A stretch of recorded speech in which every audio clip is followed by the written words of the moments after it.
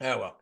Today, tennis fitness with Nathan Martin. You have the Martin method. You and your wife run Yep. tennisfitness.com. And I'll admit, I found you because my wife looked at me and said, Hey, I'm a fitness trainer. You're a tennis guy. Why don't we do some tennis fitness? And I started searching URLs. I'm like, oh, yeah, tennisfitness.com. That's going to be ours. And up pops you. And so I want to find out from you. We'll do a full series on your online products, and you've got a podcast we were talking about in the pre-stream about uh, fitness in general. You've worked with some number one players in the world, and so you've got some experience when it comes to tennis fitness.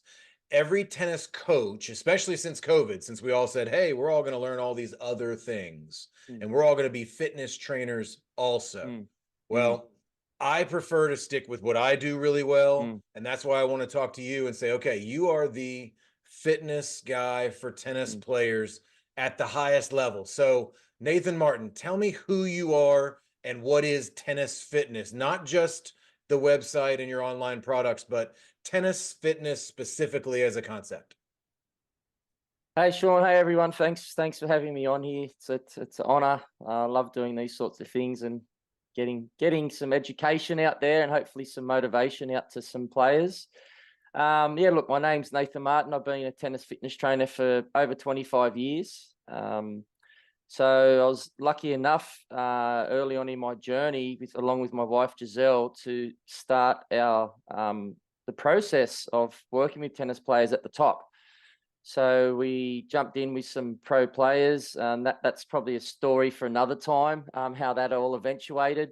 But yeah, we spent approximately 15 years off and on traveling on the tour, working with players. And during that time, we started to, work out a lot of things about the complexity of the game, not only physically, but also, from a technical perspective, how people play, strategy, and how it all should come together.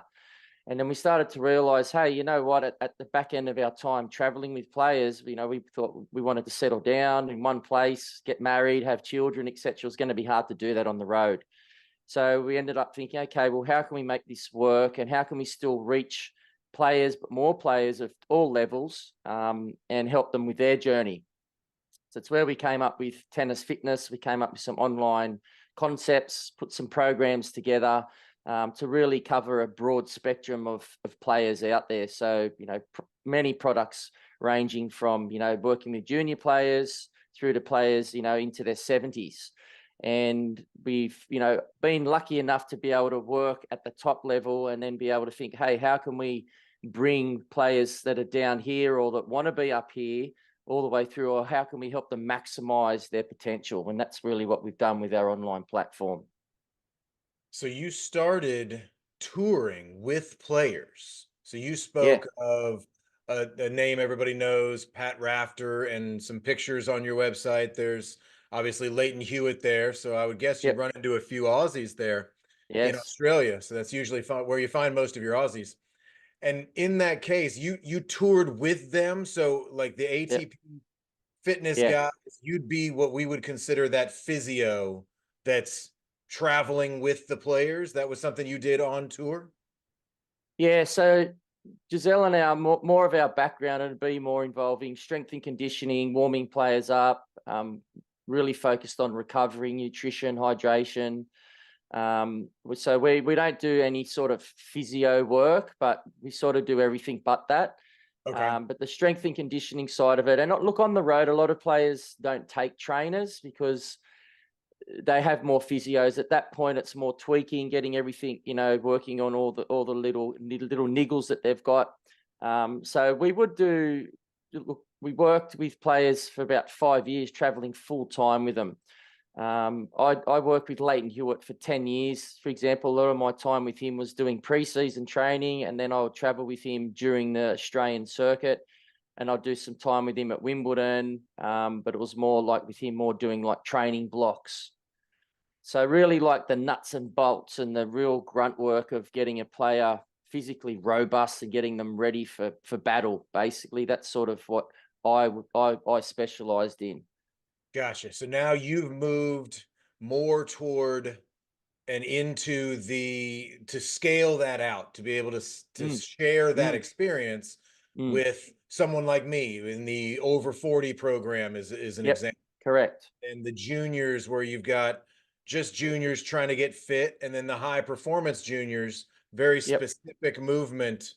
Can Mm, you give me a little bit of a few of the products that you mm. have as to how you've broken those different aspects down to the Yep, different age groups and the different levels? great question. So if we go back 12 years ago, our first program that we created, it was more like a general program that we thought, oh, everyone will be able to do this and it's going to change the tennis world. And what we worked out is you can't train an 8-year-old like you train a high performance adult. It's just not going to happen. So we started breaking programs down into age groups, levels of play. We started off with the junior realm, we call it.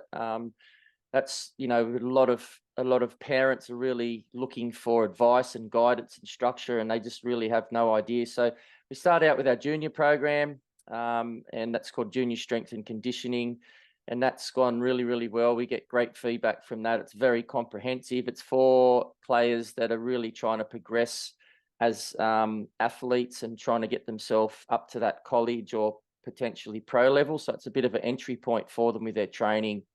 And then, yeah, like as you mentioned, our over 40s program, we found there was a lot of players that were coming back into tennis. So they played junior tennis or college tennis, and all of a sudden they'd gone off and had a career, and the tennis sort of took a back seat, had children, and then all of a sudden they were like, hey, now it's time for me to reinvest back into myself. What do I want to do?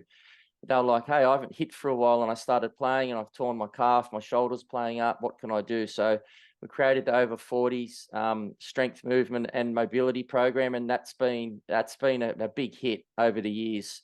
High performance program, as you mentioned, that's, looking at players of any age, 18 and above, that really have the time. That's really what's involved with getting that right at that high performance space and following that program. It's players need to be able to invest 5 to 6 days a week. They need to be able to invest 1 to 2 hours a day into it as well, to make sure that their body management's being adhered to, so that they're mobilizing in the morning, doing their recovery at night, doing their strength and conditioning session in the day. So that's like a big sort of, full program.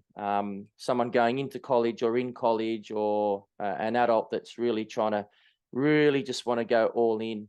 And then we've got programs in and out of that, in and out of those three as well, to really just, target specific areas for people. So a little bit that you've got something for everybody is Yep. often the target for a program like this, where you say, okay, if I can work with Patrick Rafter and Leighton Hewitt, I Mm, should be able to help the 8-year-old, but I need to mm, specify how I work with that 8-year-old, because mm. that's a very different thing. Yes, yes, 100%. So a big thing that really happened for me was, when we stopped traveling as much, we actually set up a training facility in Sydney in Australia, and it was like a boutique sports little hub, and we had other trainers in that specialized in other sports. So it was great. So we're all learning from each other, and we're all watching, and we all used to get together. And during that time, and I was obviously highly aware of this, but coming from the pro space back into the junior space, which is what a lot of people through our doors were, oh, well, you've worked with this person. Can you help my child? And I knew that I couldn't train a 10-year-old like I could train a Leighton Hewitt. But I did have to do quite a bit of research, because at the time there wasn't really a lot out there on, how to train young players. It was like, never get them to do weights, never get them to do this. But now we know that, young athletes, if we adhere to a couple of key areas, they can do quite advanced training. It's all about their age, their training experience, their actual like biological maturity as well. So we consider all those factors. And then there's certain things that you never want them to do at a young age. There's a lot of things that you need them to do, and working at what they are, and just getting them to do them consistently is really where we get a lot of bang for buck with in that junior space. And I would guess a lot of those younger players, and I'm a younger player specialist myself, but usually Yep. beginners. So I don't see the kids that can already hit top spin and know what a split step is. I see kids that really just need a lot of yoga. They Yeah. really need yoga, Pilates. They just Yeah. need to strengthen all those balancing Yeah. muscles. And Yeah. I would bet a lot of those over 40s probably could use a bit of that as well, Yes.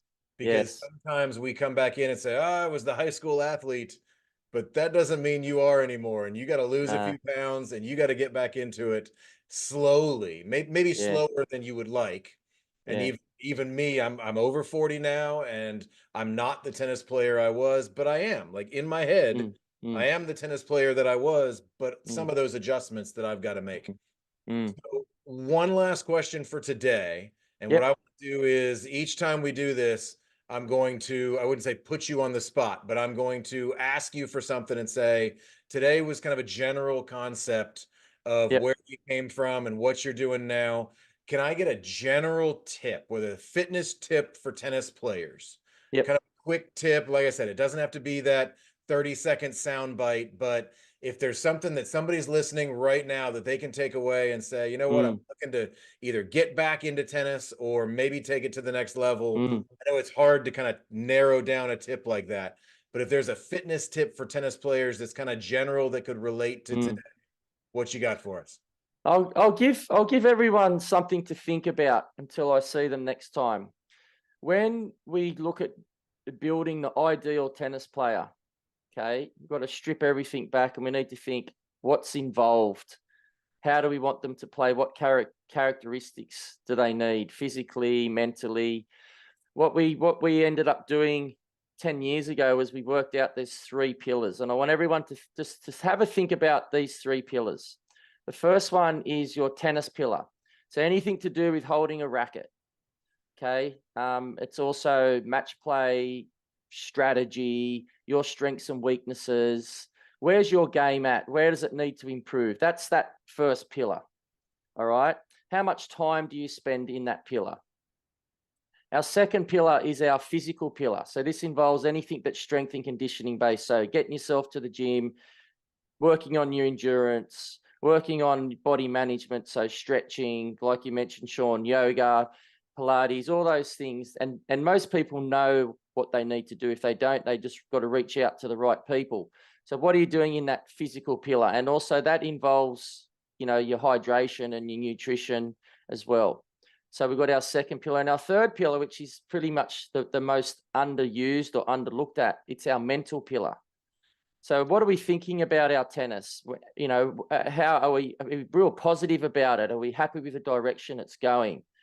And involved with that mental pillar as well, it's how we performing in matches, how we performing in practice. What are we telling ourselves? What's what I call our self-talk like? It's really where people come unstuck. It's what's going on inside their head. And that generally it manifests into our actions. So if we look at those three pillars, and if people can just think about those three pillars, so you got the tennis or the technical, you got the physical, okay, and you got the mental. And where are you spending most of your time? Where are your strengths and weaknesses? And how can you boost and lift all those pillars up? Ideally, you want them all on the same level. Okay, most people aren't spending any time in the mental space at all, so they're not doing any sort of mental wellness, which will have a big impact on their tennis. They mightn't be doing enough recovery, and from a technical perspective, they might just be thinking, "Oh, I don't want to work on my weaknesses. I just love doing what I'm good at." So that would be my first tip, and that's sort of something I get explained to people because it just gets them thinking, right? Get them thinking. If we start thinking about what we can do better, then we're more open to willing to change what needs to change. I like that a lot. And I would add an overarching concept of saying, okay, try to figure out how to work on those things within your lifestyle that you have now. Yes. Right. Yes. So if you've Yep. got a family, I've got a 1-year-old, and there's just the time is different. The time is Yeah. different from when I was 20. Definitely. So find a way to look at those three Mm. things and just do it within what you have. Work with what Yep. you've got. If it's 5 minutes a day now, maybe it's 10 minutes a day later, and Yep. maybe increase some of that time frame, or maybe you can find Definitely. pieces here and there. But Yep. looking, and I like that a lot, to look at those three different aspects and then maybe find the weakest one and catch it up, Mm, would you say? mm. Or would you say work on all three of some level, unless I've got a weakness, say I never do the mental side, or I Yep. really just need more yoga. I'm going to do yoga for a couple of months and then to catch myself up. You think that's a little bit of leveling those out, you think, as well? Definitely. Yep.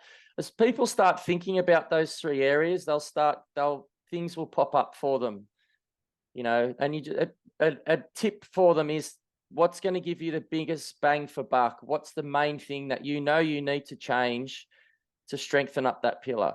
For a lot of people, it's practice. So if people are playing tournaments and their goals to improve their ranking or play better tennis in matches, well, we need to train better. We need to practice better. And I find a lot of players, and I'm generalizing here, but it's warranted generalization, right? From years of seeing this happen.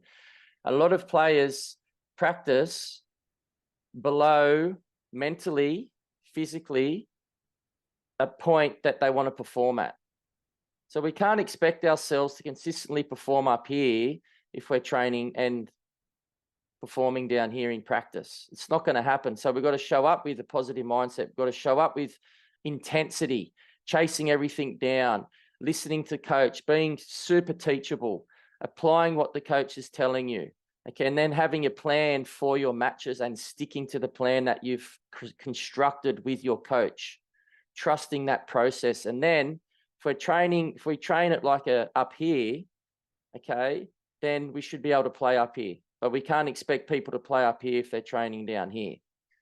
So, that's a big one I find with players. It's training with that intensity, and that's the player you become. You train at an 8 out of 10, you become an 8 out of 10 player. You train at a 3 out of 10, that's what you're going to expect. You can't expect much more than that. That makes a lot of sense. And if I take anything out of this conversation today, it's a reminder to be teachable, be coachable, be Yes. someone that can learn, that a coach wants to work with, and Mm, trust that coach, trust that trainer, whatever you're working with, mm. and be coachable. I think that's great advice. Nathan Yep. Martin, All good. tennisfitness.com. Thank you so much. I appreciate Thanks, your time today. guys. God bless you all. See ya.